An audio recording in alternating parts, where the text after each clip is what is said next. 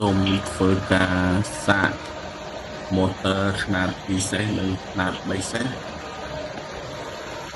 បាទក្រុមហ៊ុនយើងខ្ញុំមានទទួលរៀបចំម៉ូទ័របុកទៅគ្រប់ខ្នាតពេលនេះមានភ្ញៀវនៅខេត្តបាត់ដំបងគាត់បានធ្វើការកម្មង់ក្រុមហ៊ុនយើងខ្ញុំរៀបចំតេស្តធ្វើការសាកល្បងឲ្យវាមានដំណើរការរួចរាល់មុននឹងផ្ញើទៅជូនភ្ញៀវនៅ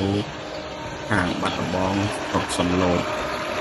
សូមអរគុណដល់បងប្រុសដែលបានជឿជាក់លើក្រុមហ៊ុន Solar Home Solution យើងខ្ញុំ